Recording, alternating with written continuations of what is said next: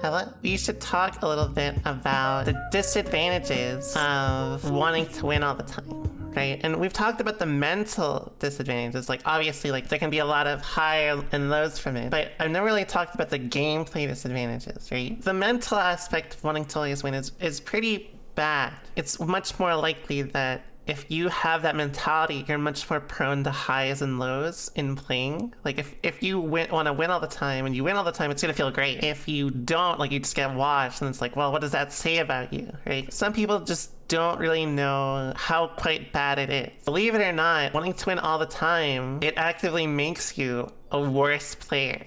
Believe it or not. You may wonder, like, what the fuck does that mean? What are you talking about, Romola? If you have this, like, really big drive to win, it becomes a lot more predictable to deal with you, especially with, like, if you're at low health or they're at low health. Usually players that want to win all the time have this, like, threshold that when they hit a certain point, they will either go super ham or, like, something along those lines and just try to win, right? And sometimes, like, if you can get a lot more anxious. If you like kind of fold and start like let's say you hit like 30% health, you're like, I just got to do something to win here, then it's either you kind of hold the anxiety, which can be rough, right? But that's honestly something that comes with being a good competitor either way. It also makes you more predictable in the sense that, like, if you don't just like hold it, then you're gonna just go ham, right? And if you just go ham, then it doesn't matter how well you play before that, you're just gonna be predictable. And I can tell you, as someone who's played in tournaments for a long time, I've beaten a lot of people not through being better than them, like I could have played worse that day, but when they're like, oh, I'm about to beat Dev, they start to play a lot more jittery, right? And sometimes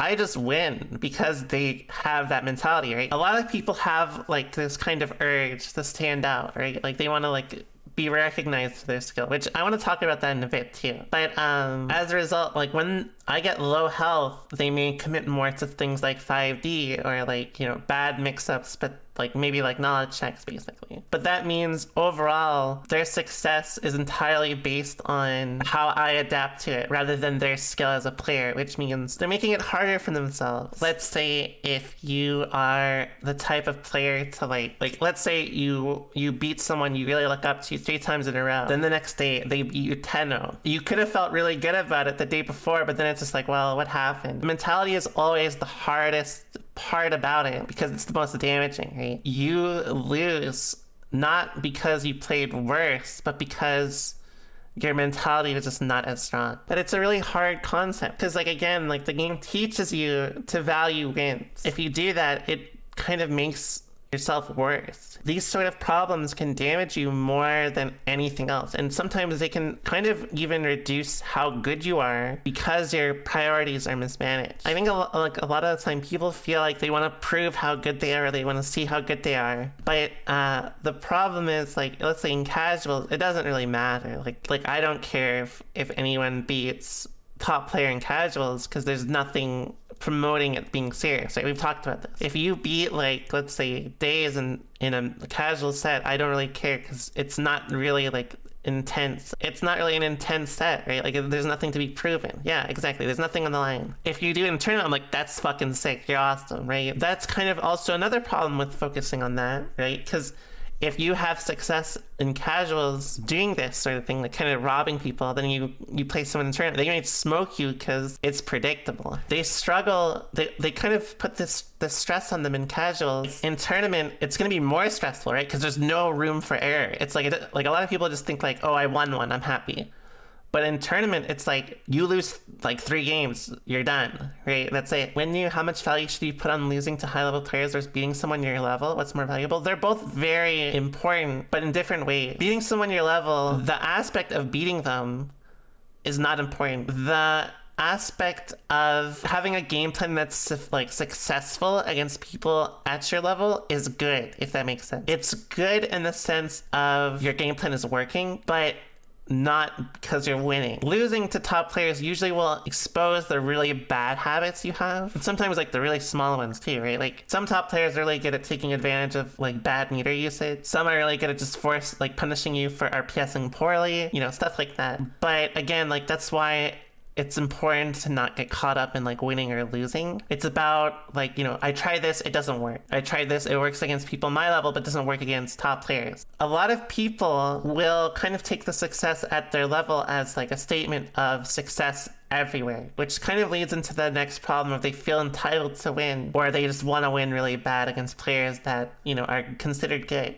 Let's say even if you're successful at beating people in Celestial, it doesn't mean your gameplay will be successful against everyone. A lot of people will be like, yeah, I beat these mid-level players, and then they lose to high-level players, and they're like, I just suck, or I'm losing to top tiers, right? When this game came out, I was like kind of on a warpath. I was probably the most experienced with my character and clicked the fastest, so I did pretty well pretty early. And so it got to the point where I felt pressure not to lose. Not because I felt like I was better than anyone, but like people attached a lot of expectation to me, right? And that was unique for me because again, as a Exurd player, like I was considered good before, but like Exurd to Strive's community is a lot different, right? And that's something I also had to think about, and this is something that's contributed to this discussion. So like, you want to know the conclusion I came to, like, even though I felt pressured, I was like, well, it's not like you can't just win all the time. And especially, like, if you're doing well all the time, people are going to study you. Like, Sonic Fox told me, like, they studied, like, my matches or something for, like, a month or some shit like that. Because I was, like, their demon at first. So, like, when it comes to stuff like that, like, you will never, ever prevent yourself from losing, right? Like the more you stand out, the more likely you are to actually lose as a result. And that's actually a good subject to talk about. Because even though I understood that, like, I feel this way, but like it's stupid, basically. Being willing to experience failure is very good. And in my case, I didn't really care as much when I just lost, right? I just kind of put like a random, like, I felt pressure that was not there for some reason. Honestly, low-key, I feel like losing more is sometimes really good. That should show you how much growing I've done. You know what mentality I realized from this year? In fact, again, like, despite how much I talk about mentality, I've still learned a lot about being better mentally, right? And you know what conclusion I've come to? And this is something kind of that ties into today's topic. To me, I find it kind of embarrassing with like a lot of the regional fighting stuff, right? Like a lot of people like, yo, NA versus EU, or like NA versus Japan. I've never liked that. All that stuff is very embarrassing to me. There's a reason for that. Obviously, like, people just like competition like that, right? A lot of people just like that sort of like rivalry. To me, though, my perspective of this sort of thing is I believe that if you're as good as you say you are, like, let's say, like, if you say, like, I'm the god of this region, or I'm the best player ever, or in the world, or whatever, then, like, just, like, win and prove it. Like, I don't like shit-talking people, or, like, people shit-talking me. Well, I don't care if people shit-talk me. It's literally just win for it. That's literally my perspective. It's like, if you're, good, you'll just win. Right? I don't care about how stinky someone else is on that play. Just play. Just play the game. I feel like a lot of people get caught up in that, though. They're like, they care too much about what other people think. It does not matter. Like, it does not matter what some random person in Europe says about you as an NA player. And it doesn't matter what some random person in North America says about... I mean, obviously getting complimented is nice to get brain chemicals. I don't know, when you let people kind of be your basis for feeling good, it starts to make yourself, like, it starts to make things harder for you. And again, that's gonna make you feel worse. Here's the thing about regional conflicts to me, right? Like, NA versus Japan is a great example. NA players talked a lot of shit about Japanese players, and I could never do that because I'm an Exurd boomer, right? So, like, I beat Tomo in the NA versus JP thing, right? And after I did it, Sonic Fox made a tweet like, oh, she trains with the best Leo in the world. That was expected or something. I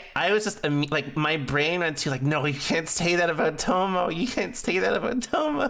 Because Tomo's the best, right? He's the god. Tomo and Exerd is like mythical status. That dude is so great. Another great example is Punk, because people shit talked Punk, not for any reason besides he just played Soul. It's like, he's a great player. That like, I did not get that. Like, when it comes to like regional stuff like that, I just don't like it. I just do not like it. I would rather just like play the game. If you're good enough to just shit talk and never lose, then go for it, I guess. People always bring me into this shit and I do not like it. I'm literally just trying to play fucking video games on stream talking about fucking anime titties. Leave me out of it.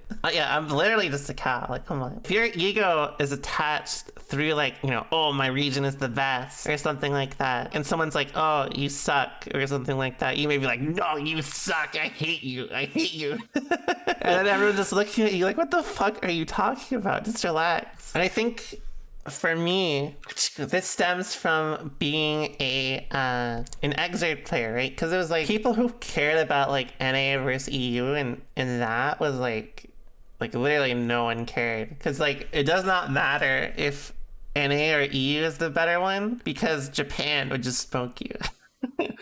Like they literally just like kill you. A lot of people like care too much about the general region strength. For one, like a good example is in NA, even though Japan was infinitely better than Exerd, like we still had like Kizzy and Lossel killing like their top players. And I'll even one up you, okay? I'll one up you just because I think a lot higher of Japan than any other region in the game. It's not because I'm a boomer, but it's because they communicate a lot better than most of the other regions. So recently, a lot of the other regions have been communicating together a lot better. But I think it's embarrassing because, like, I don't care if people think that like America is the best or EMEA is the best or Japan's the best, because even if that region is the best, or like my region is the worst, it doesn't invalidate my strength as a player. Again, that's how you have players like Lossel, who, even though North America was weaker, he was competitive with the best player. So it's like, who the fuck cares?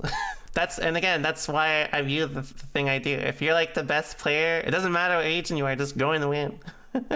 That's literally it. People, honestly, I'll be honest, I've been really disappointed with going from, again, Exerd top players to Strive top players. A lot of people just like, they just complain. The game's not gonna change like suddenly. Just play the game. This is not like, I'm not saying like just don't shit talk all the time. It's just I'm not interested in it personally. You feel me? But I also think it's important as a player, like a newer player specifically. Like most of the players that are like talking about like the NA versus EMEA thing, this would not apply to them. Like they've played for a long time. They're good, right? But a lot of people like who are not involved, would not be involved in the 10v10, get involved in it, and then it just boosts their ego or makes them feel worse, which in time can make them a worse player as well. The point is, live your life and do what you want, but recognize your like what it can do to you as well.